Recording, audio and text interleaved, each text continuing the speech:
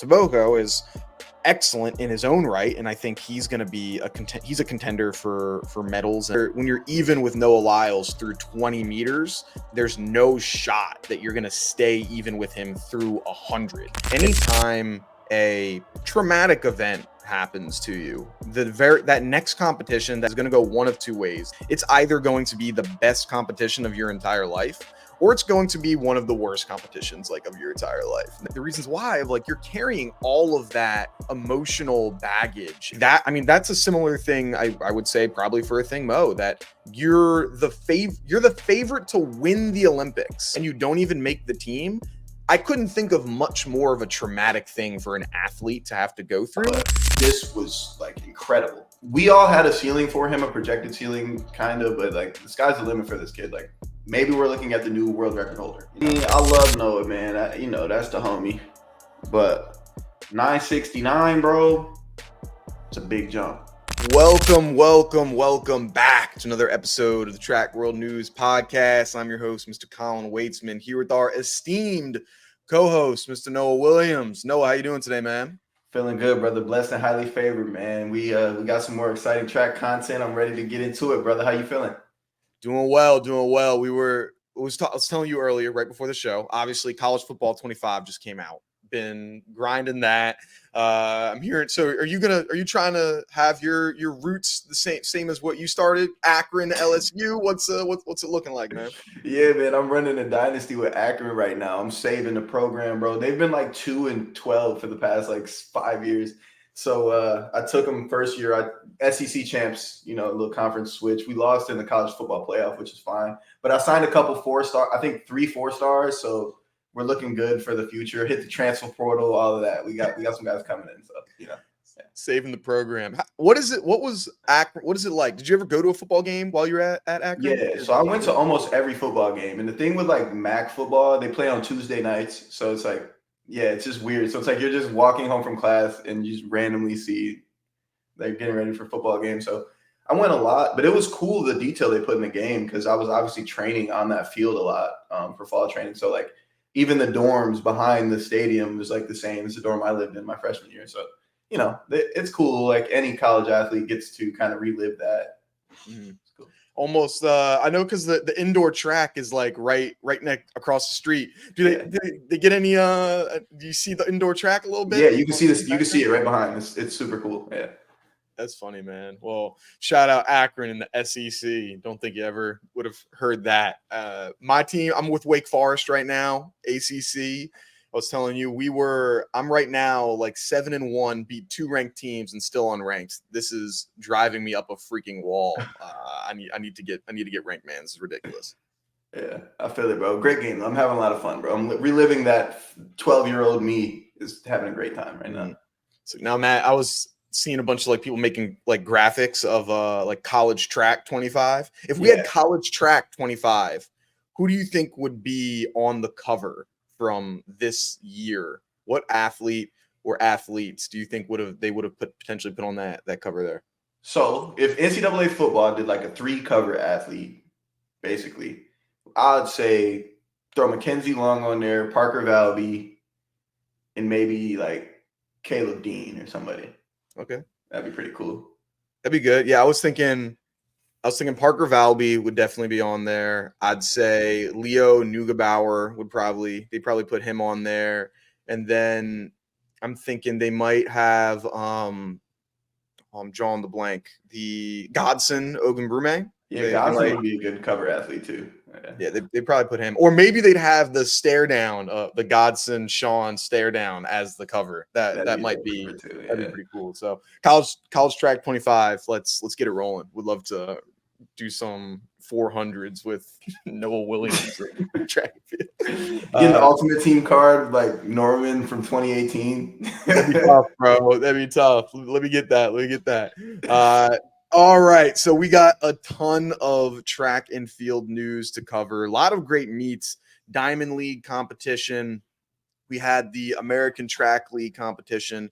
But before we get into those meets, Track World News was really embracing the name of World News this past week.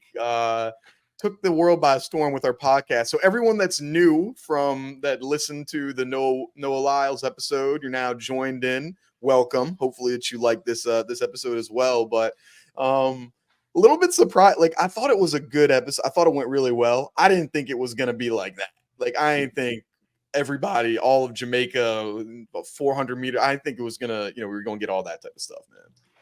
Yeah, I mean, they say all publicity is good publicity in a way, but like it was just normal conversation in my eyes. I saw a couple points that could have been like a soundbite or could have taken off, but I didn't see it heading in that direction per se. But we obviously sparked a lot of conversation, which is good. Track is hot, and we know where the root of it was here, was right here. So it was cool, man. But I think it's important for people to understand, like, we're not doing nothing for like to cause controversy or to cause like heat, but we are going to, ask the same questions that everybody else has in the sport. I think that's kind of, like the premise of what we're doing. Yeah, like think about when other sports have their, like when you're going into the playoffs, you're going into the Super Bowl. What are the things that you're going to see on First Take? What are the things you're going to see on Undisputed?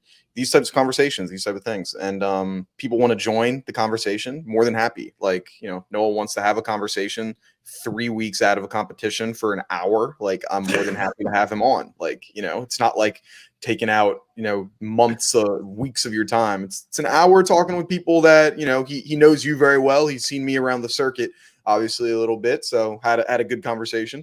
Some things got blown up. We were like, oh god, didn't see that coming, but I thought it was fun, man. Like, and hopefully we'll have some other good stuff that's coming about it, and some other good things to spark. But I know a lot of the weekly wrap up shows are going to be talking about some of the stuff that we talked about this past week. So it's going to be that'll be interesting in the track world now, man. Yeah, good journalism. There we go. Shout out. Yeah, if you look up, like if you Google Colin Waitsman or Noah Williams and look up the news, like you can see articles saying like on the Track World News podcast with Colin Waitsman and Noah Williams. So, oh yeah, like I was telling my mom like the other day, she was like, "How's it going? How's the Noah episode?" And I was like, "Just Google Colin Waitsman and look up news, and then you tell me how it went." And she's like, "Oh my god!" I was like, "Yeah, it's pretty crazy, man." But yeah, shout out y'all. Hopefully you enjoy the rest of this stuff. So let's get into it. A lot of great track and field. Got to start with the American Track League. Quincy Wilson, the 16-year-old, once again breaks his U18 world record with a time of, what was it, 44.20 in a very exciting race that he had over there, in Florida. What were your thoughts, or how did you break down that race and that performance for him? Yeah, even more impressive than everything we've seen from this kid already.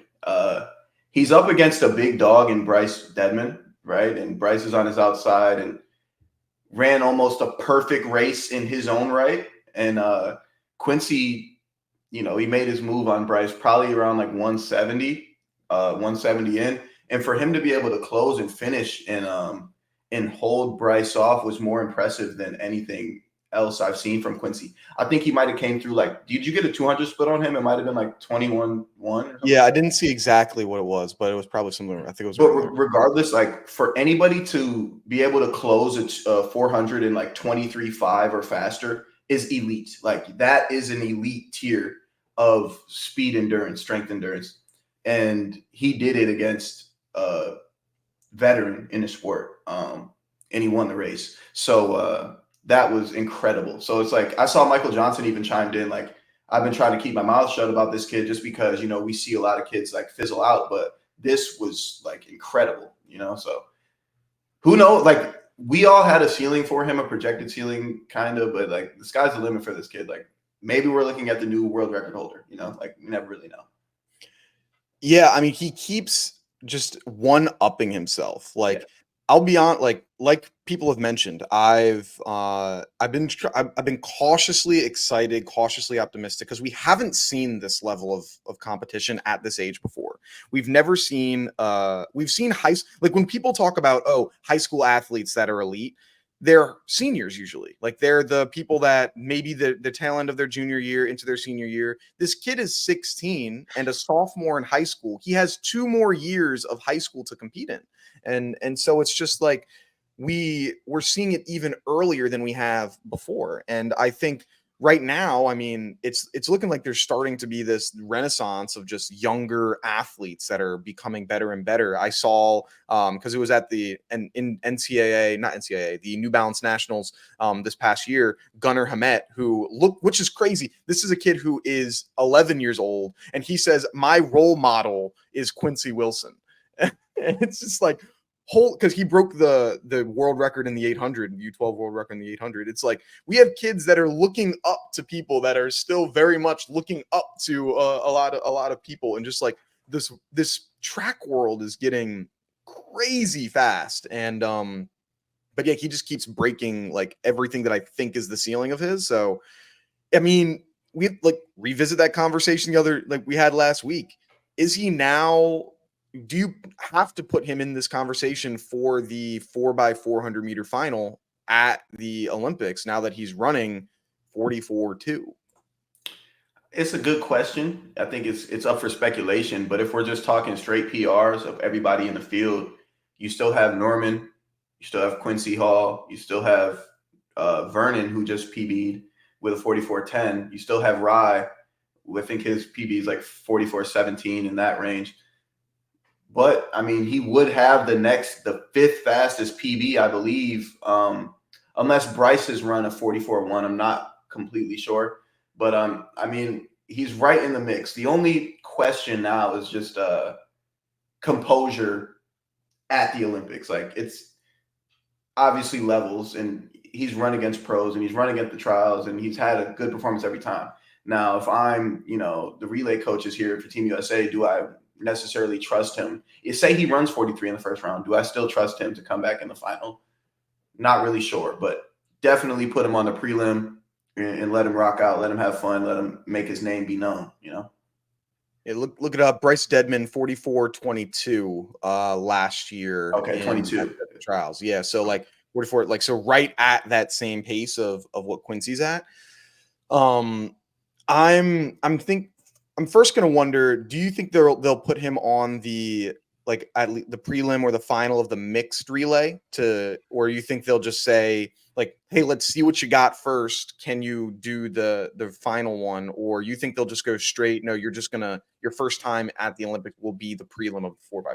I think that they're very comfortable with Vernon and Bryce for the mixed. That's kind of been their two. And they've had success with those guys. Elijah Godwin's been in that mix too a couple times, but obviously he's not on this team. So I think they'll stick with Bryce and Vernon for the mix and then throw Quincy on the prelim team. At least if I was a coach, that's what I would do, but I don't know anything, apparently, according to the internet. So, that's what I would do. Just let him run the prelim, let him get his feet wet in, a real world championship style, Olympic style event. I don't want to throw him in the deep end yet. Yeah, he's the composure that he's had is just like going into these meets, like his like when he's finishing, it's just like, yeah, I'm just having fun here. Like, it's nothing too crazy. I've been in these big moments. Like, I think he's going to be a problem moving forward. I mean, you said it a second ago. Could he be a future world record holder? You think he could be the future 400-meter world record holder? I mean, the way things are trending, bro, I'm not going to count him out. I'm not going to discount him. When you get that level of success that young, as long as his body continues to develop and he continues to stay open-minded with the sport, we've never seen anybody run this fast this young. So, yeah, like it's got to be in the cards for him, Yeah, it's definitely a possibility. I think, maybe potentially by that next Olympic cycle when he would be the next Olympic cycle, he'll still be 20 years old. That's crazy. like it's nuts, but he'll be in the mix there. He'll be in the mix. So excited to see what he's going to do. So Quincy Wilson, sprint prodigy for sure. Excited for what that's going to look like here. Other news from the American Track League event. I know that we're talking a little bit about Favor Feely. What was your thoughts on her double competition, at that meet?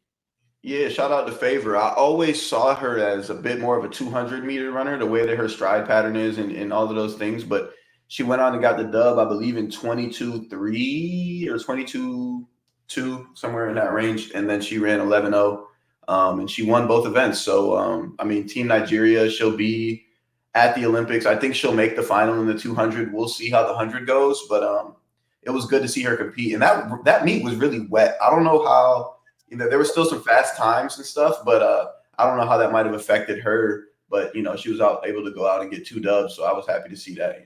Yeah, Tigers, there you go. Because I was seeing that Anna Hall, like, she stopped doing the long jump because of the weather and everything like that. So could you paint the picture? Because I would think for the average track fan, you look at, why does it matter if the track's wet? You have literal spikes in your shoes that make it so you don't move. What do you mean it's too wet? You got things holding you into the ground. Could you speak to that? Yeah, it's wet, you got spikes on, but how does that actually impact, when you're running, and what is it? How does the track feel different? What's the vibe? The track absolutely feels different. I mean, although we got spikes in our shoes, I would just compare it to football. Like, they have cleats, but when it's wet and rainy, you see a significant difference in performances, whether it's cutting, whether it's route running, obviously they have to throw a ball through the rain, which is a little bit different there. But I think it was prevalent, and it showed even in Ariane's race, right? Ariane got the job done, but it looked like he took a false step or a little slip step there coming out of the block. So, yeah, the track's going to feel a little bit funnier. You don't want to step in a puddle, so you're extra conscious as to where your feet are going.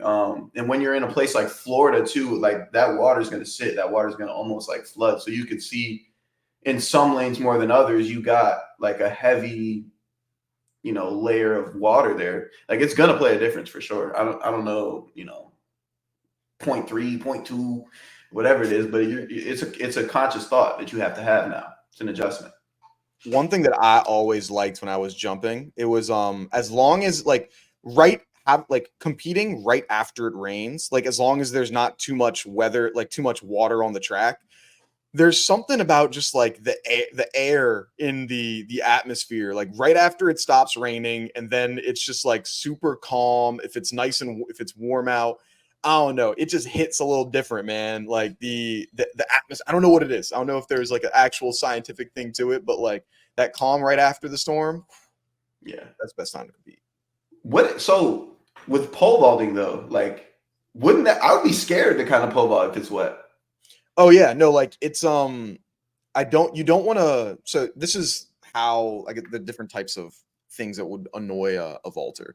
Then for me, the thing that sucked the most was the wind, and if it was a headwind or kind of like a diagonal towards my face, because if you're having a giant, like, you have a 15-16 foot pole in your hand and you have the wind coming at your face, it's now pushing your pole backwards because you have a giant thing in that you're holding up. And so that would annoy me the most, because now I have to fight pushing, like, as I'm pushing that down.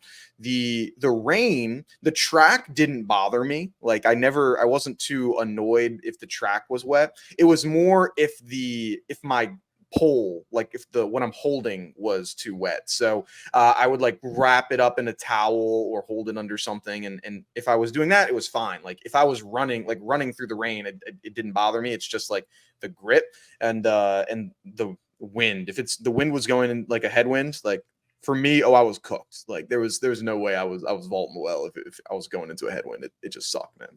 Yeah. So what's the thing called that you put your pole in, like when you're getting ready to go? The box. The box. Okay. Yeah. Wouldn't that ever get wet or slippery? Yeah, so it does, but usually people have like pumps and they'll like pump the water out, Okay. but it doesn't matter too much like if it's in there, because so for me, like, you're planting, or for most athletes, you're planting the pole in either the back left corner if you're a right-handed vaulter, or the back left or the back right corner if you're a left-handed vaulter. And so you're kind of guiding it towards that way. And so the water getting in there doesn't really impact it as much because like it's hits the back and it doesn't move once it's gotten there because you're transitioning your energy forward. So it would be the rain is more dangerous for the like the gripping of the pole, and maybe at like a more elite level like the water might affect you, but at the level that I was competing at, like it didn't matter as much if there was water in the thing. They would usually take a towel, they'd mop it up, and it'd be all right. Gotcha. Okay. Yeah. Had a couple other good notable competitions or notable things from the American Track League. Up next, we had the return of Athing Mu. Finally came on back in her race. She came in 5th place, running, I think it was a 2 flat 0.25, something around there. She led for the first probably 2/3 of the race, and then on that back stretch of the last 400 started falling back and eventually came in 5th. What were your thoughts on seeing her return, first race back from obviously not competing at the Olympics? What were your ideas on the competition? Yeah, so I think our expectation of Athing is every time she steps on the track to obliterate the field. She showed us a fantastic rhythm for like 3 years in a row. So for me, I'm looking for that rhythm. I'm looking for that Athing Mu rhythm for her to hit it. And although she was like either in first or second for that first like 600 meters of the race, it didn't look like she had that rhythm. Like it looked choppy. It looked like she was lacking a bit of like confidence in her fitness or her race planning. Whatever it was, it wasn't all there, either mentally and physically. It wasn't all there. So to see her get beat wasn't surprising. And I think it's more of a testament to like, was her first competition at trials for the year? Yeah, so this is only her second race of right. her third 800 or fourth 800, depending on how many are in trials. Yeah. So for her to not have that rhythm, it wasn't too surprising to me. Was probably dealing with I think it was a hamstring issue earlier. That's why she didn't go to pre and missed a lot of things. So I'm sure her fitness isn't where she wants it to be, but contractually, I'm sure she has to do some competitions and she wants to get back to, her rhythm and her race pace. But, like everybody can get beat, man. It's just, proof is in the pudding there. What did you think? Like, what did you see though? Yeah. So I look at it through this way of, I think just as an individual, as an athlete, like anytime a traumatic event happens to you, that next competition, that next moment that you're going to have is going to go one of two ways. And there's no, in the middle. It's either going to be the best competition of your entire life, or it's going to be one of the worst competitions like of your entire life. Now I'm exaggerating a little bit, but you know what I mean. I can give you an example. I had when I was a sophomore in college, like I was on my 10 minutes before I was leaving to go to a competition in Coastal Carolina. So I'm in Maryland. We're driving all the way down to Coastal Carolina for a track meet. Unfortunately, my grandfather had passed away literally 10 minutes before the van ride. And we found out right before another traumatic passing of a friend of mine, who was 10 minutes before that. So we were trauma bonding a bit. And so I find that out. And then I drive down to Coastal Carolina, and my coach was like, this is either going to be a great competition or it's going to be awful, and whatever it is, it is. And that was what I was feeling. And it wasn't the best competition of my life. It was pretty bad. I didn't know height, but it really wasn't good. And the reasons why, you're carrying all of that, emotional baggage. And for some people, it's, I'm going to do this in spite of the emotional baggage. And some people, it's like, I'm going to, fall into that, which is completely fine. And a completely okay thing to do. And so I think that's a similar thing I would say probably for Athing Mu, that you're the favorite to win the Olympics, not the favorite to win the trials. You're the favorite to win the entire freaking Olympics, and you don't even make the team. I couldn't think of much more of a traumatic thing for an athlete to have to go through. And so I'm sure emotionally, and probably this last 2.5 weeks were probably brutal for her. And I couldn't imagine you're going to have like the best training of your life over this past 2.5 weeks. Like I know in like on TV a couple weeks ago, Grant Holloway was talking about after the Olympics in 2020, like he went into a pretty dark space, emotionally, and he wasn't doing very well and doing a lot of things that weren't, great for the body. I could imagine it's probably similar here. Like you just went through a whole lot. Like I can't imagine you're getting right back on the grind right after. So it was either going to be really great or really bad. Unfortunately, it wasn't the best, but now that this first one's out the way, I think we'll probably start seeing things to pick up with the remainder of the season. Mm-hmm.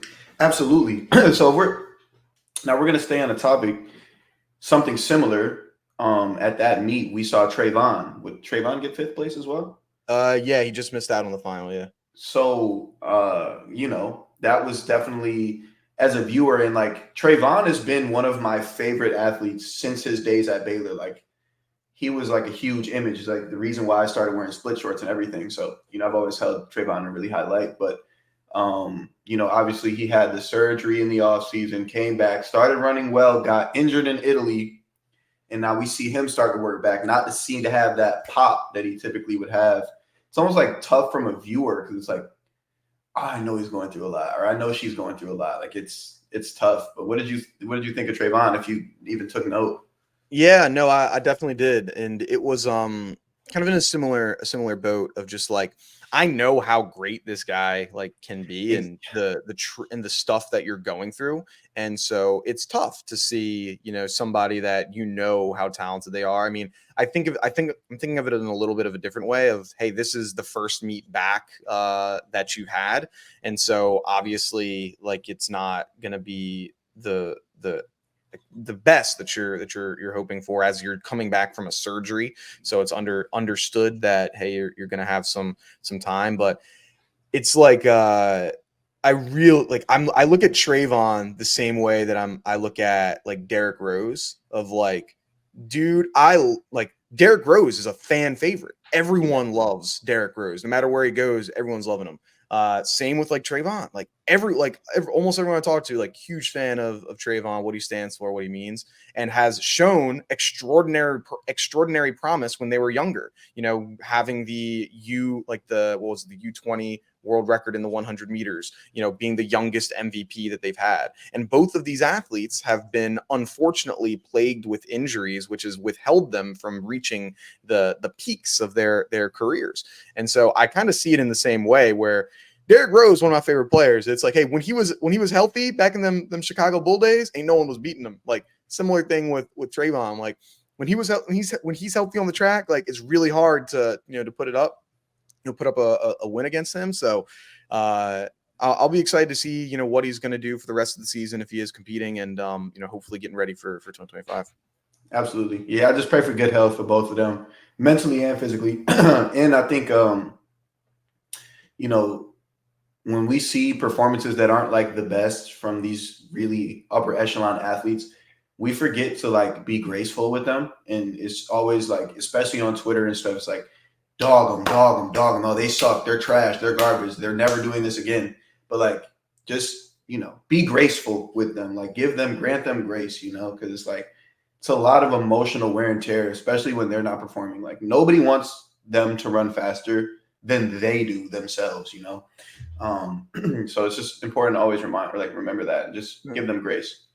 I think one thing that's difficult from a fan perspective is where in other sports, like for example, let's take Joe Burrow for example, last year or 2 years ago, when he goes out with injury and is pretty much gone the entire time. Like you're on the IR, people know you have a foot injury, whatever it is.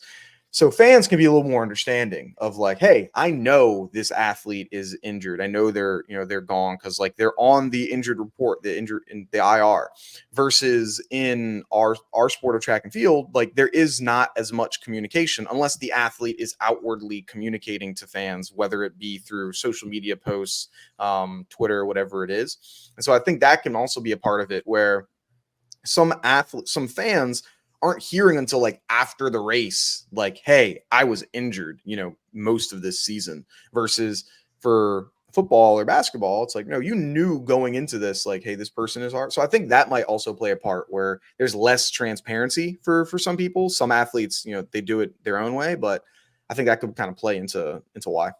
Absolutely. And my dad said something to me like a long time ago. He's like, there's no asterisk next to a performance, meaning that like if you stepped on the line and you performed that day, like that's what it was. There's no, you could speak on, I was hurt or this, that, and the third, or I was sick.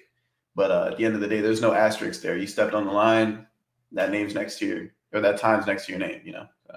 If you're healthy enough to run, then you're healthy enough to win, and you're healthy enough to lose. So it's like you better take that. Like if you don't want to come out, with that loss, then don't run. Don't line up, man. Then I feel that exactly. Like, so that's why I try not to give like like I can understand why you don't do well, but like you still didn't do well. Or I can understand why you did well, but like it doesn't matter. You still did well. So that's kind of how I see it. Like can't come up with the excuse. Like you lined up, you're healthy enough to line up. They are. Another one, final thing for the American Track League that was a super cool moment was the way that they were honoring Christian Taylor. Christian Taylor, one of the, if not the greatest triple jumpers in American history for sure, and just jumping history as well. So many accolades to go through. American record holder, I think like 8-time world champion, 2-time Olympian or Olympic gold medalist. And he obviously went to the University of Florida. So he had his final competition at Gainesville at this Holloway Pro Classic. And there was a really cool moment. Could you describe to the people like what the moments kind of looked like throughout the competition that they had for him? Yeah, it seemed like fans and athletes alike were able to just create a community of energy around the pit and just show their appreciation, show their love for him as he took his last approaches there. It was super, like, I don't want to say I got goosebumps, but I'm sure people in the area did if you were in that stadium at the time, like the way that it was paying homage. And a lot of people complain that jumps really don't get the love. And like that was all the love I've ever seen for jumps. It was dope. Yeah.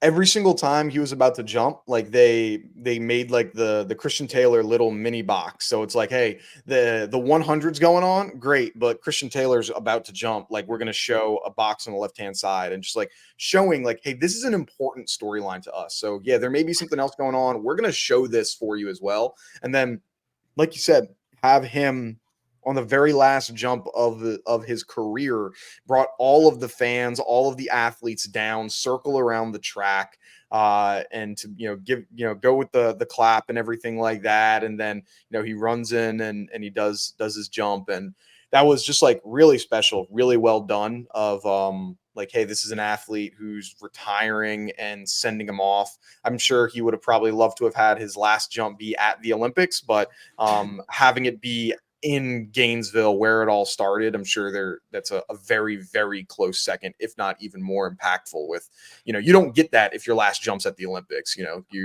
don't get the, hey, let's bring everybody down to the no, it's just get out of here. So that was cool. That was really nice and well done by that was dope. Hey, so for that broadcast, you speaking on a split screen, they were showing Christian.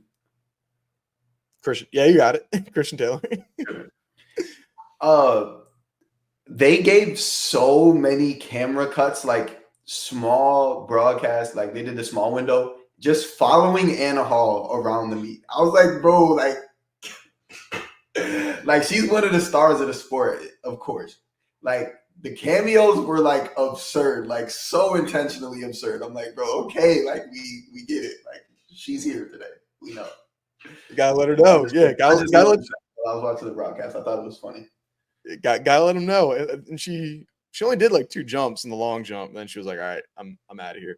But yeah, no, they made sure to show off a lot of the different athletes. I do like that they have like they got a variety of different like YouTubers and track and field media to like broadcast it, where like you can directly decide who you want to support with who you're watching. I know who I went to watch. I won't let everybody know, but I definitely like picked my channel. I was like, hey, I want to watch this person's stream of it, because I think it was like Total Running Productions, Sidious Mag, Flow Track, a couple others. And so I was like, hey, let's go through and watch it this way. Makes it free track for people to watch, so you don't have to go through and pay, even on like a Peacock subscription. No, it's just like you have YouTube, you can watch Athing Mu or Trayvon Bromell or Arian Knighton. Like that is awesome for people to be able to do, and the production was fairly well done as well. So I like the model. Hopefully that's something that they can continue, and maybe Track World News can get in there sometime. We'll see. But it was cool, man. Let's go on to the London Diamond League. That might have been one of the most insane competitions, things that we've gone. Another crazy 400-meter race. Mr. Matthew Hudson Smith, 43.74 world lead, European record, takes out Quincy Hall's world lead that he had in Monaco just the previous week. What were your thoughts with his race there, and what this 400 is now looking like going into the Olympics coming up soon? Yeah, bro. Matt took the bar and put it a little bit higher, man. We knew he's a dog. Matt's put together 2 great seasons now, back to back, like leading into this one. And a lot of people don't know he's been dealing with a lot of Achilles like tendonitis and issues, but he obviously is putting some shit together, man. And he's maybe the favorite to win the Olympics at this point. I mean, he's the world leader, multiple medals in consecutive seasons, and Matt's strong. He's a strong finisher. First 200 is special. Really good float, backstretch float. But that transition around 180, man, is like seamless for him now. And he's able to close. Earlier in his career, he wasn't able to close that well. To be able to hold off Vernon was dope. Obviously, I'm gonna always support my guys, my Americans, and my training partners. But man, Matt is special, man. He's putting some things together right now. So yeah. Yeah, that was a real good race. Just the competition's all in London. Like they're almost everyone's PR'd, set records, national records. Like if I'm an athlete, I'm looking at, okay, I need to go to London next year. Like that's a necessity. Like this track is crazy. Like like the women's 800, quite literally every woman in the field set a personal best, national record, whatever it was. Like literally every single one. And so yeah, Matthew Hudson, like, do you think he's going to come in now as one of the presumptive favorites for the Olympics, or you got somebody else that might still be the favorite going into? Matt should be the favorite. I mean, silver last year, bronze the year before. I don't see world lead heading into the meet. He should be gold medal favorite, and Quincy should be silver medal favorite. Now, if I had to take a pick, I'm going to take Quincy. But, that's the American in me, obviously supporting the guys. But yeah, like Matt should be the favorite. Like it shouldn't really be any like debating behind it. Yeah. And he looked real good, real smooth. Vernon, big PR as well, 44.10. You think he's going to get under that 44? He'll get to that 43 at some point? Not this year. I don't think he'll have enough open opportunities now. He might run Diamond League. The Diamond League final, though, will be a great opportunity for him to do it. So if he does, it'll be there. You know what? I'm going to say Vernon does it. 43 or bust, Vernon. If you're watching this, bro, 43 or bust, man. Garbage.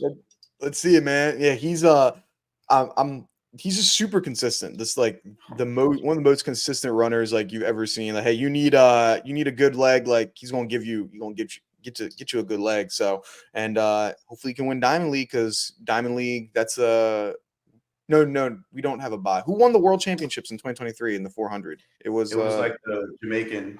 Oh, yeah. So yeah, if we win Diamond League, you get a bye 2025 for it. So might as well go for it. Go for it, man. So I mean, I really hope that for Vernon too. Everybody knows he's such a good dude. Like he's an old man, bro. Let the old man get the bye, man. Let him get a bye, bro. I was super funny at the trials when he was standing next to Quincy Wilson, who is literally half of his age. And so it's like, hey, he was 16 when when this cat was born. Like, that's crazy. That's crazy. He's a true veteran, Yeah. Hey, but quick shout out to Jareem Richards too. My training partner, 44.18. That's a huge PB for him. And if we're talking 43, I've been saying it for a while. I think he has 43 potential. He has more top end than every single person in this 400-meter field headed to the Olympics. I think that's something to really take note of. Like, out of all the 400 runners, maybe excluding Norman, he has the best 200-meter PB. I was going to say, do you think would you say he's a 200 to 400 guy, or a 400 that's a 200 guy? If that makes any sense? I think Jareem is a 400 runner. I think he has such good top end speed so good that he's been able to medal in the 200 at Worlds in the past. I think 2018. Yeah, 2018 or 2019. So he's such a special, top end runner, but I think in order to maximize his potential, he could, if he, stays in the 4, I think he could be a 43 guy, medal contender every year. He's my dark horse this year, so. Yeah. Okay. We'll get into that our next week's show will be all of our Olympic predictions. So get ready for next week. That's going to be an exciting one.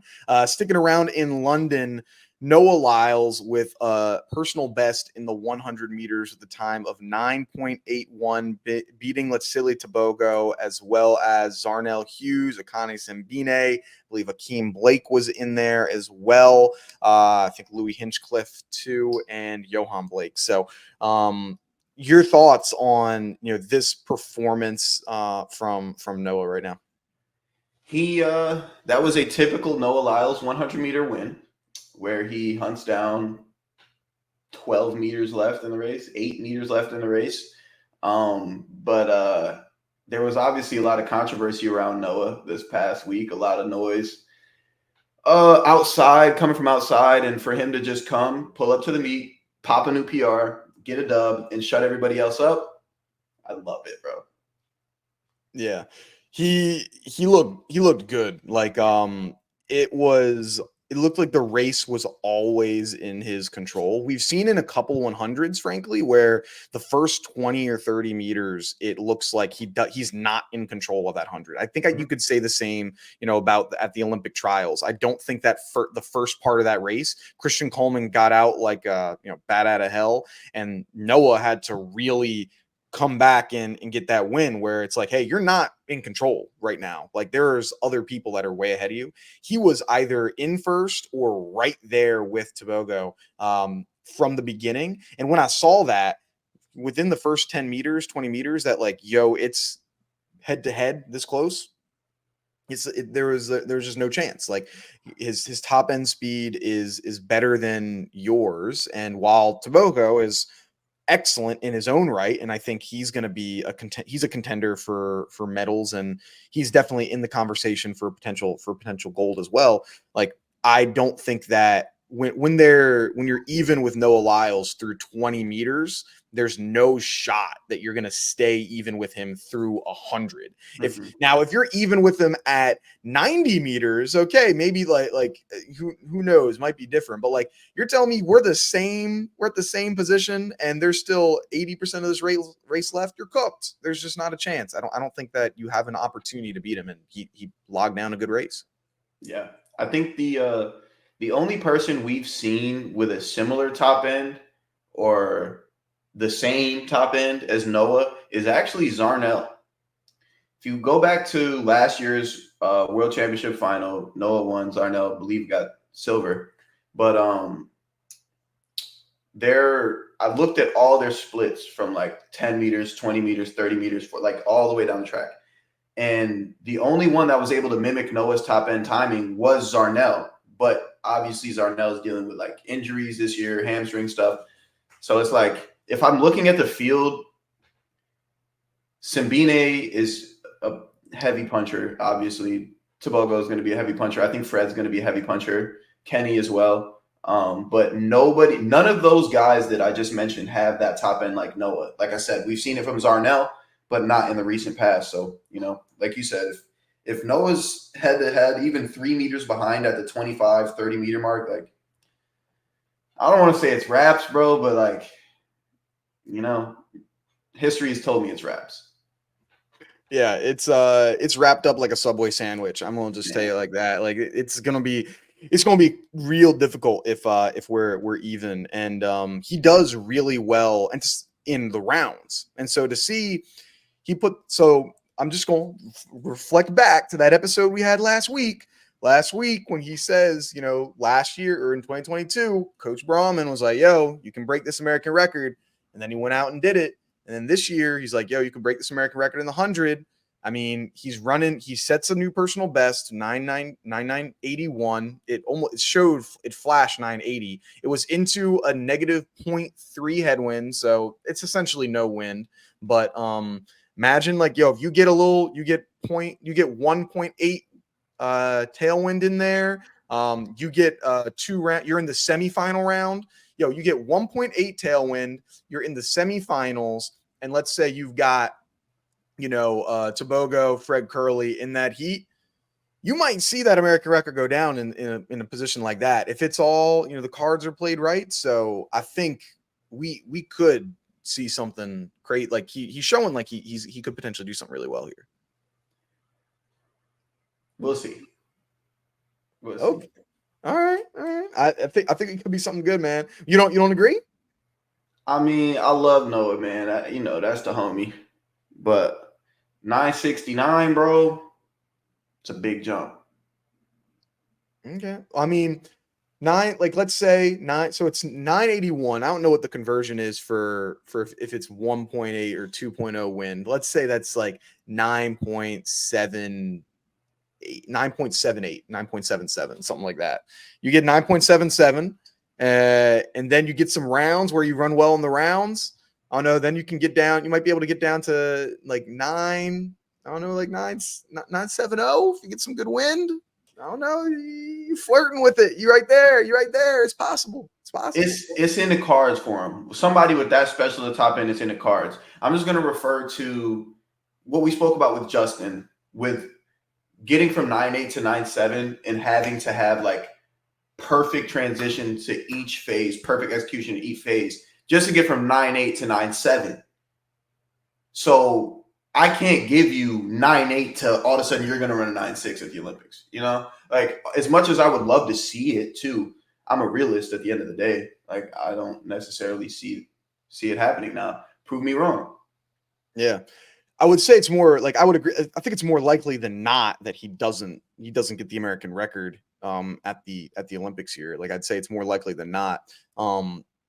It's a possibility. I think sure. Like it's there's certain athletes, certain times, like if you're saying that you're going to accomplish something and you're of the pedigree of a Noah, like I'm going to listen. Like when Fred said next time I step on the track I'm going to run a 100 or I'm going to run the world record, I was like, I'm going to listen, even though I don't think it was realistic at all. Like, I mean, it didn't happen, but like, I'll listen. Like, you're someone, you've earned my ability to hear you out. Like, I'll hear you out.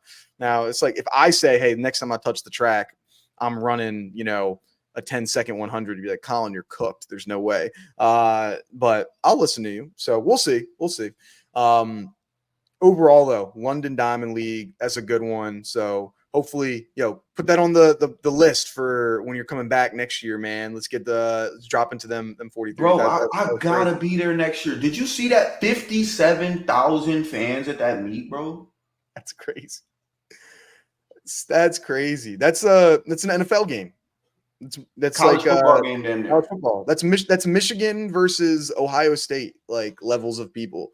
Like that is ridiculous. How much does that? Because you've competed in meets with more fans versus less. What's been the craziest atmosphere that you've ever competed in? Ever. I think 2022. I want to say 2022.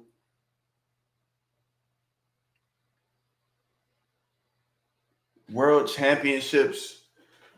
Even though I wasn't on the track at the time, that was the first year, Hayward had reopened a year prior, but it was still a little restricted because of the COVID rules.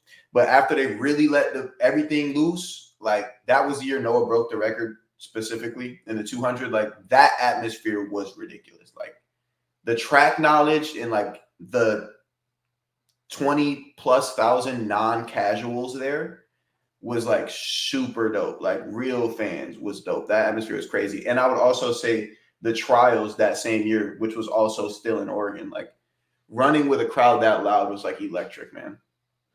Yeah. I was over there watching it for in 2022. It was live. Like that was really cool of like the amount of people, especially I think I was there during the 100 meter final. It was I think it was the 100 final.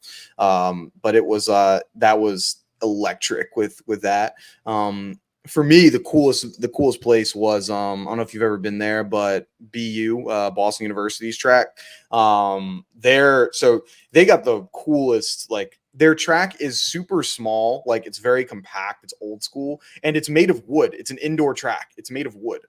And so it bounces so much better than everyone else. That's why every single year you'll see all the indoor 5K bests are all at the BU qualifier because it is a different track than everything else. Like other ones are like made of metal. This is made of wood. And so it's also very tiny. And so it's the fans are literally right on top of people. And so I was there for what was the IC4A championship. And it was just like so loud and so crazy. Like people are right on top of you. And so for me, I was like, oh, this is nice, man. I know it's like all people's friends and family members and people are still a lot excited, but that's a cool track. Like you get a chance to go to BU. That's an awesome one to be at. So. Okay. Hey, another indoor track that I loved though was the New Balance track in Boston. Yeah. That track was incredible. The atmosphere was dope too. So that would be like on the short list as well. Yeah, bro. That was a cool place. I like the whole facility. I did because I was there. I got invited, luckily, to their grand opening, which I think I did a vlog on their grand opening. So if you'd like to go and see that, it was the New Balance when it opened, and so it was all the bunch of athletes came out there. I think Trayvon Bromell was there, Vernon Norwood was there. They had Jack Harlow do a concert like right after and everything like that. That was. And get to see all the other training and tech that they have. They got so much tech like in them places. Like it's insane, like how much they got. So no, that's a cool place. That's a cool place for sure. All right, let's get into some other stuff that we saw. This was also taking the track world a little bit by storm. ESPN came out with their greatest athletes of the 21st century. So greatest athletes since the year 2000. All top 100 across all sports. And track and field was represented by 3 athletes. There was Shelly-Ann Fraser-Price, Allison Felix, and Usain Bolt. Shelly-Ann Fraser-Price was ranked 77th. Allison Felix ranked 63rd. And Usain Bolt ranked 9th. What are your thoughts on how these track athletes were for this ESPN Top 100 ranking? Yeah, I thought it was cool to have them on the list. I don't know exactly what the word greatest or top athlete meant, what they put into that. But I'm not gonna complain about the placement. If you have quabbles about the placement, I'll let you rock out. I was just happy to see them on the list, like just to get that recognition and not to be overlooked. Especially Allison. I feel like she gets overlooked a lot. So yeah. I had a different thought. I thought that Shelly-Ann Fraser first, when you talk about greatest, it's what's most important. Like I don't think that Shelly-Ann Fraser-Price is at 77. But you had what's his name? Why am I drawing Nikola Jokic, who was like number 22. So you're telling me Nikola Jokic, who has been excellent, best basketball players ever for the last 5 years, that he like this competition, this list is from athletes for the entire 21st century. So you're taking since 2000. This is 24 years worth of competing, and you're saying a guy who has been phenomenal, best in the world for 5 of those years, is going to be that much higher than a Shelly-Ann Fraser-Price, who has been equally, if not even more impressive than Nikola Jokic has been over the course of a much longer period of time. It doesn't make any sense to me. Obviously, there was a lot of just NBA and NFL bias of like how you're going to have so many of these. But I think that they were way like Allison Felix and Shelly-Ann Fraser-Price. I think they were way too low. I'm okay with where Usain Bolt was at 9th. Like I'm all right with that. I'm not gonna. I have bias. I think you should be top 5, but I'm not. I'm like top 10. I'm completely fine with that. I think one name that was missing would have been I would have put Eliud Kipchoge in there of like greatest marathon runner of all time. Like I think that he probably should have been on there. And that would have probably been the extent of track. I think some other names that might have been, in the mix. You could have had a Ryan Krauser type. You could have had an Elaine Thompson-Herah type. But I'm all right with them not being there. I just think that Shelly-Ann and Alice Felix should have been higher, and Eliud Kipchoge probably should have been on that list personally. You know who I think should have been on there though? It was Mo Farah. I was a huge Mo Farah fan as a kid, dude. He was so cool. Wait, no, that's a good one. I forgot about Mo Farah. Yeah, it's so easy to forget, but like he was a superstar he had like an 8 to 10 year run. He was cold. Oh yeah, nah, he was running for a long time. He was at the top of the list of like celebrity type names of like individuals like you got to look out for. Like I'd have him. No, yeah, you're right. Like he probably should have been up there. I think this upcoming one for the 22nd century, you'll have Sydney McLaughlin's got to be there. I think depending on how Sha'Carri's career continues, she'll probably be on there. Depending on how Noah Lyles' career continues, he may be on there. Trying to think of some other Ryan Krauser, I think would probably, be on there as well. You might have Mondo Duplantis. Yeah, Mondo. So I think this generation of athletes will be great. Shoot, Quincy Wilson might be on there by this point. Who knows? So like I think this upcoming crop of athletes that we have, like we hopefully should be much more in this list for sure. I know this is a track podcast, though, but how would you put your top 5 if we're talking the 21st century? Top 5 greatest athletes of all time? Of the 21st century, yeah. Yeah. All right. So my top 5 greatest athletes of the 21st century. Number 1, Michael Phelps. I think that he has just proven an insane level of dominance. He has more individual gold medals than most nations have individual gold medals. So he obviously, to me, has got to be first. I'd say number 2, I would put Serena Williams. I think she has had another level of dominance that has been unachievable by most other athletes, in my opinion. Number 3, I would put LeBron James. I think, the scoring titles and just what he's done, the fact that he has been in the NBA finals for lengths of careers of athletes, that he has been on teams with both fathers and sons that have been in the NBA. Just the level of dominance has been incredible. Number 4, I would put Usain Bolt. I think that he's had an incredible run. Of course, obviously with the 1, 2, 4x1 just being utter dominance. I think I'd put him at 4.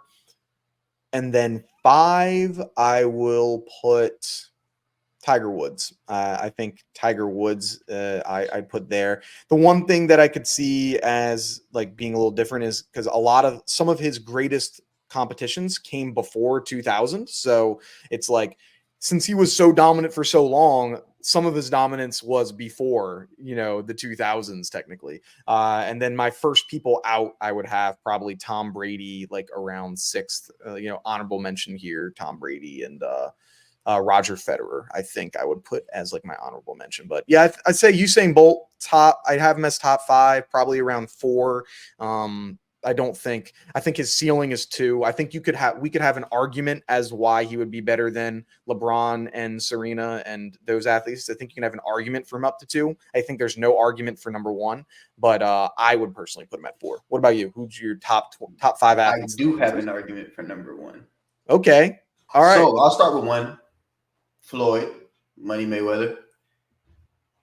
Obviously, career was incredible, and he even had an Olympic gold. I'm not sure if that was prior That to was the before 2000s, 2000, I think. Yeah.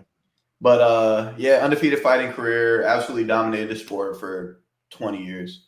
Floyd, and as far as like being an impressive sport, like fitness, power, explosion, everything is tested in boxing. So I put Floyd 1, 2, Serena, 3, Phelps, 4, Tiger.